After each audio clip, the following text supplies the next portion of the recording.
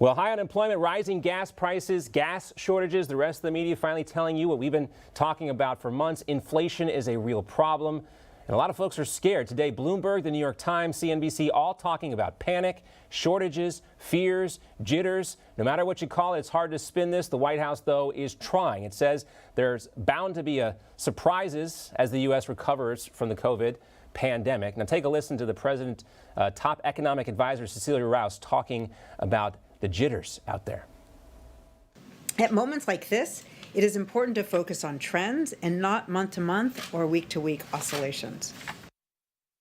All right, the 7.5 million more people are either unemployed or out of the job market altogether than before the pandemic, and some expect the May jobs report to be pretty weak as well. Maybe not as weak as the last one we saw, but not good news. However, instead of blaming the unemployment benefits, the White House continues to point fingers at employers. Many of these companies, big companies, let me say, who benefited, many of them made quite a profit during the pandemic, and many of them also received quite a bit of benefits, $1.4 trillion worth, could offer to pay a little bit more, and maybe that will incentivize more workers to come back into the workforce. All right, so it has nothing to do with all the money they're dumping into the economy. Let's welcome in now Indiana Senator Mike Braun. Senator, great to see you. Hey, good to be on. All right, what do you think about the press secretary's answer? These folks who have been keeping their businesses open through the pandemic, they've done well, and they should just pay people more money. Even though we're going to tax them more, we need to pay their employees more money as well.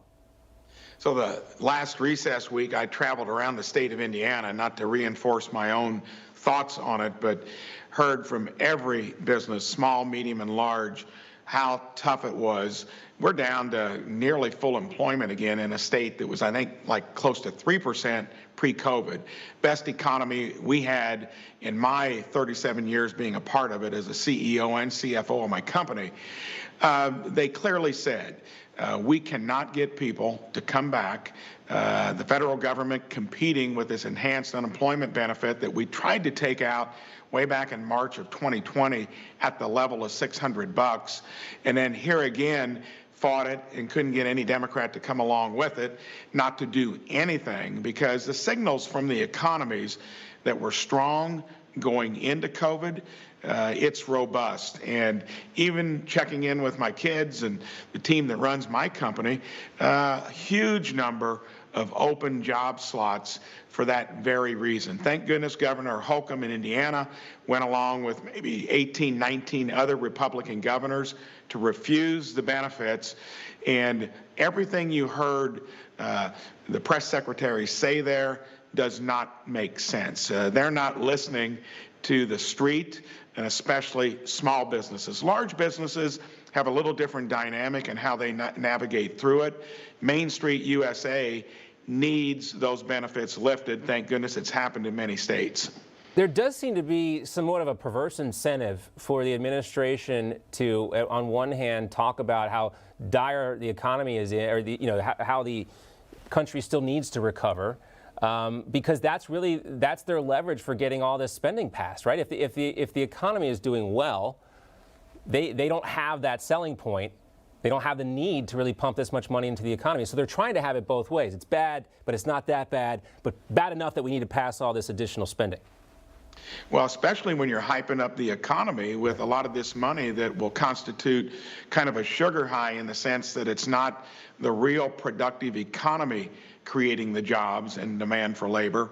Go back, you go pre-COVID, we were heading in the right direction, wages going up at those tough spots of African Americans, Asians, demographics that we struggled to lift wages. It was working the old-fashioned way. Right. And yes, I think it puts you in a real logical bind when everything you're doing, from tampering with the tax policy that was working, especially for small businesses, trying to replace the real economy with $6 trillion of additional spending, in addition to the $4 trillion we did on a bipartisan way when we were in the grip of an emergency.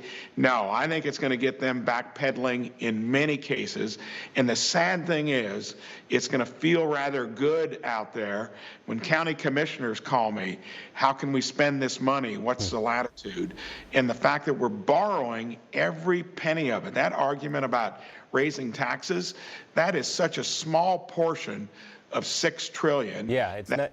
Yeah. doesn't make sense either. I try to put it in perspective for people, Senator, because we're about to leave Afghanistan after 20 years. We spent about $1 trillion in Afghanistan, and they're going to spend 4 times that, 5 times that, just over the next few months here. So people think about that. A 20-year-long war in Afghanistan, the equivalency of that times 4 over the next few months. It's a lot of money, and most of it on agenda items that they've been dreaming about for decades. Yeah, it's deserves some serious questioning. We know you're doing that, Senator. Thank you for your time. You bet. Senator Mike Braun coming to us from Indiana. Hey, I'm Rob Finnerty. Thanks for watching. If you enjoyed this video, please join the conversation in the comments below. Don't forget to subscribe, too. Hit the bell icon to be alerted to breaking news. And remember, there's a whole lot more on Newsmax TV, America's fastest growing cable news network.